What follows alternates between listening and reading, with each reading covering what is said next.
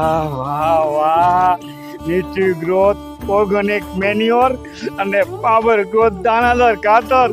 વાહ, બાકી શું ખાતર છે હો, કેવું દાણાદાર ખાતર.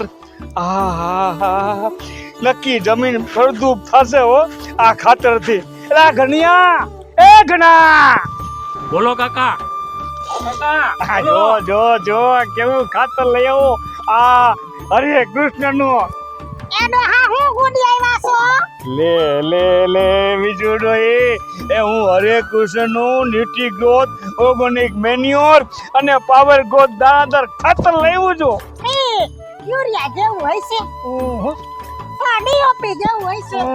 તો પછી ઉહુ કરો મોઢામાંથી ફાટો. આ ખાતર કેવું છે? અરે આ તો ગાયનું ગોબર, ગૌમૂત્ર, મરઘાની ચરક, લીંબોડીની ખોળ, દિવેલીનું ખોળ, આ બધું ભેગું કરી મિશ્રણ કરી અને આ દાણાદાર ખાતર અને પાવડર બનાવે છે.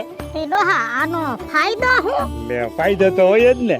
એ જમીનને ફળદ્રુપ બનાવે, જમીન ફળદ્રુપ થાય એટલે ઉપજ વધારે, ઉપજ વધી એટલે કાવડિયા આવે. એટલે કાવડિયા આવે એટલે છોકરાના લગન થઈ જાય, એટલે ઘરમાં બહુ આવી જાય.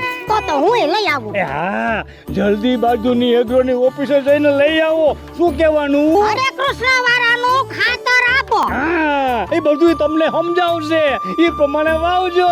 હું